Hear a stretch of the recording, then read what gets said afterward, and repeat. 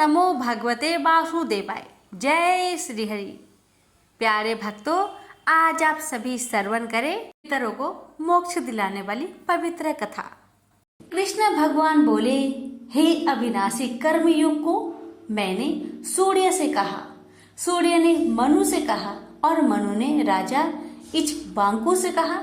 हे अर्जुन, इस तरह परंपरा से प्राप्त यह योग सब राजर्षियों ने जाना, परंतु अधिक समय व्यतीत होने से लुप्त हो गया। वही प्राचीन युग आज तुमको मैंने बताया है, क्योंकि तुम मेरे भक्त और मित्र हो। यह रहस्य अति उत्तम है। अर्जुन बोला, आपका जन्म तो अभी हुआ है और सूर्य का जन्म बहुत दिनों पहले हुआ था। मैं किस प्रकार मानूं सूर्य को यह योग आपने बताया था? श्री कृष्ण भगवान बोले, हे अर्जुन, मेरे व तुम्हारे अनेक जन्म हो चुके हैं, मुझे यह याद है और तुम भूल गए हो। मैं अनजन्मा अविनाशी संपूर्ण प्राणियों का स्वामी और अपनी प्रकृति से स्थित हूँ तथा अपनी माया से जन्मता हूँ। हे भारत, जब जब धर्म की हानि होती है और अधर्म की अधिकता होती है, तब तभी मैं जन्म लेता हूँ। साधुओं की रक्षा, पापियों का विनाश और धर्म की स्थापना के लिए प्रत्येक युग में जन्मता हूँ। जो मेरे इस अलौकिक जन्म और कर्म का तत्व जानता है, वह मृत्यु होने पर फिर जन्म नहीं लेता और मुझ में लीन हो जाता है। इस तरह मोह, भय और क्रोध को त्याग कर मुझ में भक्ति रखकर कर्म कर और मेरी शरणागति हो। बहुत से मनुष्य ज्ञान रूपी तप से पवित्र होकर मुझ में मिल गए हैं। जो जिस भाव से मेरा पूजन करता है, इसको मैं उसी प्रकार का फल देता हूँ। जो मनुष्य लोक में कर्म सिद्धि की इच्छा करने वाले देवताओं का पूजन करते हैं, क्योंकि इस लोक में कर्म की सिद्धि शीघ्र होती है। मैंने चारों वर्णों की सृष्टि अपने अपने गुण और कर्म से की है। सृष्टि का कर्ता मैं ही हूँ, तथापि मुझे अकर्ता अविनाशी जानो। कर्म मुझको वृद्ध नहीं कर सकते तथा कर्म फल मेरी कामना नहीं है। इस प्रकार जो मुझको पहचानता है, कर्मों के बंधन में नहीं पड़ता। इस प्रकार समझकर प्राचीन मुमुक्षुओं ने भी कर्म किए हैं, अतः पूर्व पुरुषों के पहले ही किए गए कर्मों को तू भी कर। हे अर्जुन, कर्म क्या है और कैसे किया जाता है, इसके विचार में विद्वानों की बुद्धि भी चकरा जाती है। उस कर्म का वर्णन मैं तुमसे कहूँगा, जिसके जानने से संसार के बंधन से छूटकर मोक्ष की भागी होगे। कर्म, विकर्म और अकर्म तीन का जानना आवश्यक है, क्योंकि कर्म की गति अति गंभीर है। जो कर्म में अकर्म देखता है, वही पुरुष बुद्धिमान है, वही योगी और समस्त कार्यों को करने वाला है। हे अर्जुन, जो कर्म करने में कोई कामना नहीं रखता है और जिसके समस्त कर्म ज्ञान रूपी अग्नि से भस्म हो गए हैं, उसको ही पंडित कहते हैं। जो फल की आशा छोड़कर कर्म करता है और उनमें आसक्त भी नहीं रखता है तथा निराशा ही सदा संतुष्ट रहता है, ऐसा मनुष्य कर्म में घिरा रहने पर भी मानो कुछ नहीं करता है। सब कामनाओं को त्याग मन और आत्मा को बस में कर संसारी परमपंजों से छूटकर केवल शरीर से काम करते हैं, वे भी कर्म बंधनों से संतापित नहीं होते। देव योग से जो कुछ मिल जाए उसी में संतुष्ट रहता है। जो हर्ष, शोक आदि द्वंद्वों से मुक्त है, किसी से ईर्ष्या-द्वेष नहीं करता, कर्म की सिद्धि या असिद्धि में भेद नहीं समझता, वह कर्म करता हुआ भी उससे नहीं बंधता। जो फल की इच्छा नहीं रखता, वह वासना से दूर हो गया है।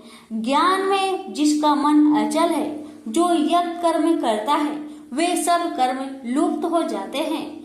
हवन करने का पदार्थ भी ब्रह्म है, आहुति देने वाला भी ब्रह्म है। इस प्रकार जिसकी वृद्धि में सब कर्म ज्ञानमय है, उसी को ब्रह्म प्राप्त होता है। कोई कोई कर्म योगी देवताओं की पूजा करते हैं और कोई कोई ज्ञान योगी ब्रह्म रूप अग्नि में यज्ञ रूप से हवन कर परमात्मा का भजन करते हैं। कोई ऐसे हैं जो कि अपनी इंद्रियों को तथा सब कर्मों को संयम रूप अग्नि में होम देते हैं, और कोई कोई इंद्रिया रूप अग्नि में इंद्रियों के रूप शब्द आदि विषय को होम देते हैं। कितने ही लोग इंद्रियों को, सब कर्मों को और प्राणियों के कर्म को आत्मज्ञान से प्रज्वलित आत्मा को संयम रूप अग्नि में होम देते हैं। कोई तो द्रव यज्ञ करते हैं, कोई योग यज्ञ, कोई स्वास्थ्य और कोई ज्ञान रूप यज्ञ करते हैं।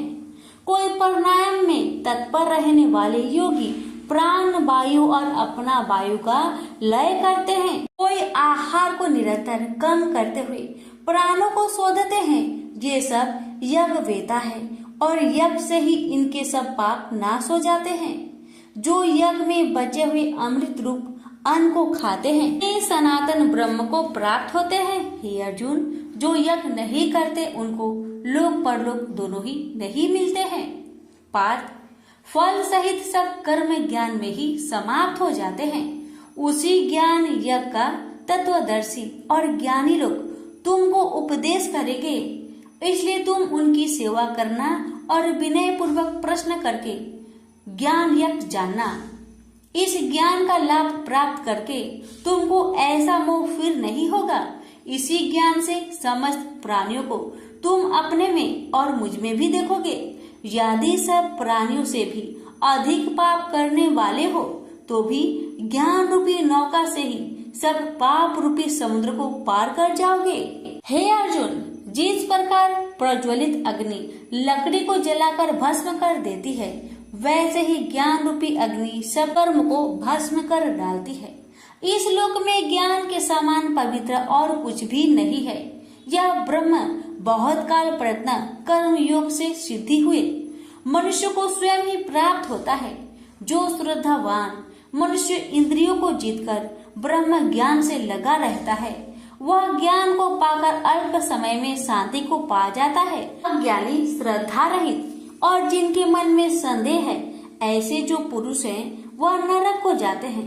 जिनके मन में ज्यादा संदेह रहता है, उनको यह लोक परलोक और सुख कुछ भी प्राप्त नहीं होता। इसने परमेश्वर, धन और निष्काम कर्म योग के आश्रय से कर्म बंधन त्याग दिए हैं। ज्ञान से जिसके सब संदेह दूर हो गए, हे अर्जुन, उस आत्मज्ञानी पुरुष को कर्म का पाप पुण्य रूप बंधन में नहीं बांध सकता। अतः हे अर्जुन, अज्ञान से उत्पन्न हुए चित्त के इस संचय को ज्ञान रूपी तलवार से काटकर तुम मेरे बताए हुए कर्म योग को करने के लिए प्रस्तुत हो जाओ। प्रेम से बोलिए श्री कृष्ण भगवान की जय। यहीं पर चौथा अध्याय समाप्त हुआ। आप सुनिए चौथा अध्याय की महात्माएं। भगवान बोले, हे लक्ष्मी, जो पुरुष श्री गीता जी का पाठ करते हैं, उनके स्पर्श मात्र से अदम देह छूटकर मुक्ति को प्राप्त होता है। लक्ष्मी जी ने पूछा, श्री नारायण जी, गीता जी की पाठ करने वाले को छूकर भी कोई जीव मुक्त हुआ है? तब श्री नारायण जी ने कहा, हे लक्ष्मी जी, तुमको मुक्ति की एक पुरातन कथा सुनाता हूँ। भागीरथी गंगा जी के तट पर एक काशीपुरी नाम का नगर है। वहाँ एक वैष्णव श्री गीता जी की चौथे अध्याय का पाठ किया करता था। एक दिन वह साधु वन में गया। वहाँ बेरियों के 2 वृक्ष थे, उनकी बड़ी छाया थी। वह साधु बैठ गया और बैठते ही निद्रा आ गई। एक बेरिया से उसके पाँव लगे और दूसरे के सिर लग गया। वह दोनों बेरिया आपस में कांपकर पृथ्वी पर गिर पड़ी। पत्ते उनके सूख गए। परमेश्वर की इच्छा से वह दोनों बेरिया ब्राह्मण घर की कन्या हुई। फिर ब्राह्मण के घर में जन्म लेकर उन दोनों कन्याओं ने तपस्या करना आरंभ कर दिया। जब वह दोनों बड़ी हुई तब उनके माता पिता ने कहा, हे पुत्रियों, अब तुम्हारा विवाह करते हैं। तब उन दोनों ने माता पिता से कहा, हम विवाह नहीं करेंगे। उनको अपने पिछले जन्म की खबर थी।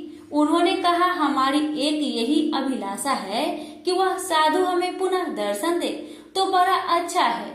उनके मन में यही था कि वह साधु जिसके स्पर्श करने से हमें अधम देह से छूट कर यह देवदेही मिली है, वह मिली तो बड़ा अच्छा हो। यह विचार कर उन दोनों लड़कियों ने माता पिता से तीर्थ यात्रा करने की आज्ञा मांगी। तब माता पिता ने उन्हें तीर्थ यात्रा की आज्ञा दी। तीर्थ यात्रा करते करते बनारस में पहुंची तो वहां जाकर देखा कि वही तपस्वी बैठे हैं जिनकी कृपा से हम बेरी के देश से छूटे हैं। तब उन दोनों कन्याओं ने चरण वंदना की, हे संत जी, धन्य हो आपने हमको कृतार्थ किया है। तब साधु ने कहा, तुम कौन हो? मैं तुमको पहचानता नहीं। कन्याओं ने कहा, हम आपको पहचानते हैं। हम पिछले जन्म में प्रिया की योनि में थी। एक दिन आप वन में आए तो आपको बहुत धूप लगी थी। तब बेरिया की छाया तले आप आ बैठे। लंबासन होने से एक बेरी से आपके चरण लगे और दूसरी बेरी से सिर लगा, तो उसी समय हम बेरी की योनि से मुक्त हो गए। अब हमने ब्राह्मण के घर में जन्म लिया है और बहुत सुखी हैं। आपकी कृपा से ही हम मोक्ष को प्राप्त हुए। तब तपस्वी ने कहा, मुझे इस बात का पता नहीं था। अब तुम आज्ञा करो, तुम्हारी क्या सेवा करूं, क्योंकि तुम ब्रह्म स्वरूप उत्तम जन्म श्री नारायण जी का मुख हो। तब उन दोनों कन्याओं ने कहा, आप हमको श्री गीता जी के 4 अध्याय का फल प्रदान करें, जिससे हम देवदेही पाकर सुखी हो जाएं। तब उस तपस्वी ने उन्हें गीता जी के 4 अध्याय के पाठ का फल दिया। फल के देते ही आकाश से विमान आए। तब उन दोनों ने देवदेही पाकर बैकुंठ को गमन किया। श्री नारायण जी बोले, हे लक्ष्मी जी, ये 4 अध्याय का महात्म्य है जो मैंने आपको सुनाया है। प्रेम से बोलिए लक्ष्मी नारायण की जय। अर्जुन बोले, हे श्री कृष्ण, आपने पहले कर्मों का त्याग करने को कहा, फिर कर्म की प्रशंसा करते हो। इन दोनों में से जो अधिक हितकर है वह एक बात निश्चय करके बतलाए। श्री कृष्ण जी बोले, हे अर्जुन, कर्मों को त्याग और कर्मों का कर्ता ये दोनों ही मोक्ष प्राप्त करा देने वाले हैं, परंतु इन दोनों में कर्म त्याग से कर्म योग हितकर है। जो किसी से देश नहीं रखता और ना किसी से पदार्थ की इच्छा ही करता है, वह नित्य सन्यासी है। सन्यास और योग को मूर्ख लोग ही अलग अलग समझते हैं। जो इन दोनों में से एक में भी अच्छी तरह स्थित हो जाता है, उसको दोनों का फल प्राप्त होता है। ज्ञान योगियों को जो स्थान मिलता है, वह स्थान कर्म योगियों को भी प्राप्त होता है। हे महाबाहो, कर्म योग के बिना संन्यास को प्राप्त होना दुष्कर है। कर्म करने वाले मुनिजनों को ब्रह्म प्राप्त होने में विलंब नहीं लगता। कर्म योग युक्त शुद्ध अंतकरण वाला मन तथा इंद्रियों को जीतने वाला संपूर्ण प्राणियों में अपनी आत्माओं को देखने वाला कर्म करता हुआ भी कर्म फल में लिप्त नहीं होता। योग युक्त तत्ववेता पुरुष देखते हैं, सुनते हैं, स्पर्श करते हैं, सूंघते हैं, खाते हैं, चलते हैं, श्वास लेते हैं, तो भी यह नहीं मानते हैं कि मैं कुछ भी नहीं करता। वे बोलते हैं, ग्रहण करते हैं, मोदते हैं, परंतु यही मानते हैं कि मैं कुछ भी नहीं करता। और यह मन में धारण करते हैं कि इंद्रियां भी अपने अपने विषय को बरतती है। प्राणी ब्रह्म में अर्पण कर संग को त्याग कर कर्म करता है। वह पाप में इस प्रकार लिप्त नहीं होता जैसे कि कमल पत्र पर जल नहीं ठहरता। योगी जन शरीर से, मन से, बुद्धि तथा इंद्रियों की आसक्त से रहित होकर आत्मा शुद्धि के निमित्त कर्म करते हैं। योग युक्त पुरुष कर्म फल को त्याग कर मोक्ष रूप शांति का लाभ प्राप्त करता है, और जो योग रहित है वह कर्म फल की इच्छा के बंधन में पड़ जाता है। और सब कर्मों को मन से त्याग करके प्राणी इस नौ द्वारा इंद्रियों की देह रूपी पूरी में ना कुछ करता है और ना कुछ कराता है, आनंद पूर्वक रहता है। परमेश्वर किसी को कर्म में प्रवृत्त नहीं करता। कर्म और फल को उत्पन्न करना ये सब प्रवृत्तियों के द्वारा होता है। परमेश्वर किसी की पुण्य तथा पापों को ग्रहण नहीं करता। जो अज्ञान से आच्छादित है उससे जीवन मोह को प्राप्त होते हैं, परंतु आत्मा ज्ञान के द्वारा जिसका अज्ञान नष्ट हो गया है उसका वह आत्मज्ञान परमेश्वर के रूप को ऐसा प्रभावित करता है जिस प्रकार सूर्य संपूर्ण संसार को प्रकाशित कर देता है। उसी परमात्मा में जिन मनुष्यों की बुद्धि स्थिर है और उसी में मन को लगाए रहते हैं, उसी में निष्ठा रखते हैं और जो सदा उसी के चिंतन में लगे रहते हैं, ज्ञान द्वारा जिसके सब पाप नष्ट हो गए हैं, वे इस संसार में पुनः जन्म नहीं लेते, क्योंकि ब्रह्म निर्दोष और सर्वत्र समान है। इसलिए वे ब्रह्म को प्राप्त हो जाते हैं। जो प्रिय पदार्थ को पाकर प्रसन्न और अप्रिय पदार्थ को पाकर खिन्न नहीं होते, ऐसे स्थिर बुद्धि वाले मोह रहित ब्रह्मवेता को ब्रह्म में स्थिर जानो, जो बाहरी पदार्थों में चित्त को आसक्त नहीं होने देता।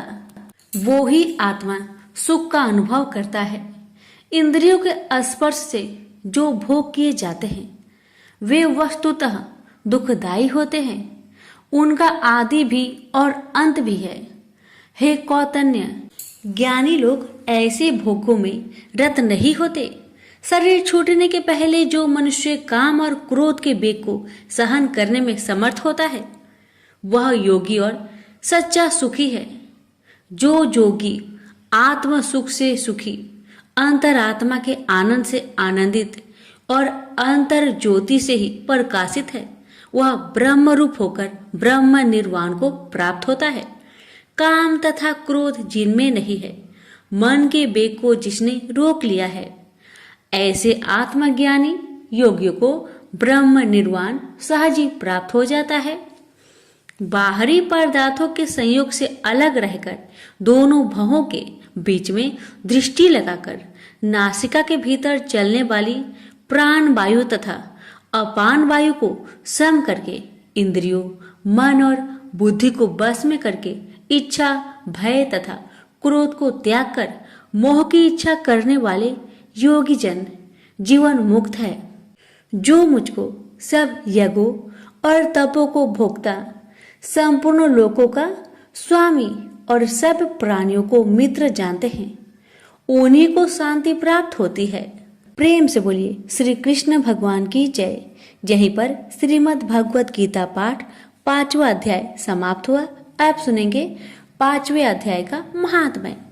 श्री भगवान जी बोले, हे लक्ष्मी, अब 5वें अध्याय का महात्म्य सुनो। एक पिंगल नाम का ब्राह्मण अपने धर्म से भ्रष्ट हुआ। वह कुसंग में बैठा, मच्छी मांस खाता, मदिरा पान करता, जुआ खेलता। जब उस ब्राह्मण को जाति से बहिष्कृत कर दिया गया तो वह दूसरे देवयुग से पिंगल नाम के राजा के यहाँ नौकर हो गया। राजा से और लोगों की चुगलियां किया करे। जब बहुत दिन बीते तो वह धनवान और जवान हो गया और उसने अपना विवाह कर लिया, परंतु स्त्री व्यभिचारिणी आई। वह स्त्री को नित्य मारे। तब उस स्त्री ने दुखी होकर अपने पति को विष दे दिया, जिससे वह मर गया। फिर ब्राह्मण ने तोता का जन्म पाया। कुछ काल बीते यह स्त्री भी मर गई। उसने तोती का जन्म पाया। तब वह फिर उस तोते की स्त्री हुई। एक दिन उस तोती ने तोते से पूछा, हे तोते, तूने तोते का जन्म कैसे पाया और पूर्व जन्म में तुम किस योनि में थे? सारा वृंतांत का हो। तब तोता बोला, हे तोती, मैं पिछले जन्म में ब्राह्मण था, अपने गुरु की आज्ञा नहीं मानता था। तब गुरुजी ने श्राप दिया कि जा, तू तोते का जन्म पाएगा। इस कारण मैंने तोते का जन्म पाया है। अब तू कह, किस कारण से तू तोती बनी है? तोती ने उत्तर दिया, मैं पूर्व जन्म में ब्राह्मणी थी। जब ब्याही आई तो मैंने पति की आज्ञा नहीं मानी। जब पति ने मुझे मारा तब मैंने एक दिन अपने पति को विष दे दिया और वह मर गया। जब मेरी देह छूटी तब मुझे नरक में डाल दिया गया। कई नरकों को भोगकर अब मैंने तोती का जन्म पाया है। यह सुनकर तोते ने कहा, तू बड़ी नीच है जो अपने पति को विष दे दिया। तोते ने कहा, नरक के दुख भी तो मैंने ही सहे। अब तो मैं तुझे अपना पति मानती हूँ। एक दिन वह तोती वन में बैठी थी। वहां गिद्ध आया। तोती को उस गिद्ध ने पहचान लिया और वह उस तोती को मारने दौड़ा। आगे आगे तोती, पीछे पीछे गिद्ध। उड़ते उड़ते तोती एक शमशान भूमि में थक कर गिर पड़ी। वहां एक साधु का दाह कर्म हुआ था। उस साधु की खोपड़ी वर्षा के जल से भारी हुई थी। इतने में गिद्ध आकर उस तोती को मारने लगा। खोपड़ी की जल से उसकी देह भीग गई और दोनों आपस में लड़ते लड़ते मर गए तथा अधम देह छूटकर देवदेही पाई और विमान आए। उस विमान पर बैठकर दोनों बैकुंठ को गए। वह खोपड़ी एक साधु की थी जो गीता जी के 5वें अध्याय का पाठ करता था। प्रेम से बोलिए लक्ष्मी नारायण की जय। भगवान जी बोले, हे अर्जुन, जिसको कर्म फल में आसक्त नहीं और फिर भी कर्म को करता है वही सन्यासी और योगी है। और जिसने हवन आदि लौकिक कर्म छोड़ दिए हैं वह कदापि योगी नहीं है। हे अर्जुन, जिसको सन्यास कहते हैं उसी को कर्मयोग जानो, क्योंकि संकल्पों के त्याग किए बिना कोई भी योगी नहीं हो सकता। जो ऋषि मुनि योग प्राप्ति की इच्छा रखते हैं उनके लिए उनका साधन कर्म ही है और उनके पूर्ण योगी होने पर उनका ज्ञान पूर्ण होने का साधन उनके चित्त का साधन है। जब संपूर्ण वासनाओं को उसने त्याग दिया हो उसी समय वह आत्मा को अवनत होने से रोके, क्योंकि मनुष्य आप ही अपना मित्र और शत्रु है। जिनके विवेक से अपना मन स्वाधीन कर लिया है वह स्वयं ही अपना हितकारी है और जिसने विवेक का परित्याग किया है वह स्वयं ही अपना शत्रु है। मन को जीतने वाले शांत स्वभाव मनुष्य को आत्मासीत उष्ण सुख दुख मान और अपमान इनके होने पर भी अंततः स्थिर रहती है। जिसने ज्ञान विज्ञान से अपने अंतकरण को तृप्त कर लिया है, जो निर्विकार हो गया है, वही सच्चा योगी कहलाता है। सुहृद मित्रता, शत्रु, उदासीन, देशी, मध्यस्थ, देश करने योग, बंधु वर्ग, साधु और पापी, इन सब में जो समान दृष्टि रखता है वही श्रेष्ठ है। योगी पुरुष को मन और आत्मा को अपने वश में करके वासनाओं तथा समस्त अपरचनों को त्याग कर किसी एकांत स्थान में बैठे निरंतर चित्त को समाधि में लगाना चाहिए। आत्मा शुद्धि के लिए योग करना अति उत्तम है।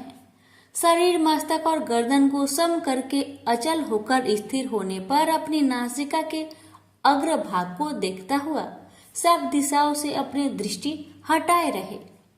भय रहित होकर शांत चित्त से ब्रह्मचार्य व्रत का पालन करे। मन को रोककर मुझसे ही लीन होकर मन को योग में लगाए। इस प्रकार मन को बस में रखने वाले योगी को निरंतर योग अभ्यास करते रहने से मुझ में रहने वाले निर्वाण पद की प्राप्ति होती है। हे अर्जुन, जो अधिक भोजन करता है या अधिक दिन उपवास करता है, जो बहुत देर सोता या जागता रहता है, उसको योग प्राप्त नहीं होता। जो उपयुक्त आहार और विहार करता है तथा कर्मों का योग रीति से पालन करता है तथा जो यथा समय सोता और जागता है, योग ऐसे पुरुष का दुख मिटा देता है। तब संयम को प्राप्त हुआ चित्त अपने आत्मा में हो जाता है और मन कामनाओं से निवृत्त हो जाता है। तभी योगी मोक्ष पद पा जाता है। जिस प्रकार वायु रहित स्थान में रखा हुआ दीपक चलायमान नहीं होता, उसी प्रकार योगी अपने चित्त को निश्चल रखकर उसका संगम करता है और अंतकरण की समाधि लगाता है। जिस अवस्था में योग अभ्यास के कारण चित्त का वेग रुककर विषयों से पृथक होने लगता है और जब शुद्ध अंतकरण से आत्मा को देखकर आत्मा में ही संतुष्ट होता है, जिस अवस्था में वह अत्यंत सुख जो इंद्रियों द्वारा जाना जा सकता है, वरन केवल बुद्धि से ही जाना जा सकता है, और जब वह योगी अनुभव करता है तब आत्मा स्वरूप में स्थिर हो उससे विचलित नहीं होता। इस अवस्था को पाकर फिर और कोई लाभ उसको अच्छा नहीं लगता और जहाँ स्थिर होने पर कोई बड़ा भारी दुख उसको वहां से चलायमान नहीं कर सकता। इस अवस्था को दुख संयोग वियोग कारक नामक योग जाना हो तो योग निर्विकल्प चित्त से निश्चय करके जानना चाहिए। संकल्प से उत्पन्न होने वाला समस्त कामनाओं को त्याग कर और मन ही मन में सकल इंद्रियों को चारों ओर से रोककर धैर्य के साथ बुद्धि को अपने अधीन कर धीरे धीरे विषय से दूर हटा ले और भली भांति मन को आत्मा में स्थिर करके किसी वस्तु की इच्छा ना करे और चंचल मन जिधर जिधर जाए उधर से इसको हटाकर आत्मा के बस में करना चाहिए। इस प्रकार शांति चित्त तथा रजोगुण से रहित निष्पाप तथा ब्रह्म स्वरूप योगी को उत्तम सुख प्राप्त होता है।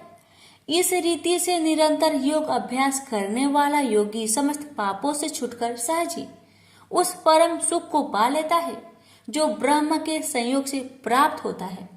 जिसका मन योग में स्थिर हो गया है उसकी दृष्टि भी सर्वत्र समान हो जाती है और वह सब प्राणियों में अपने को और अपने में सब प्राणियों को देखता है।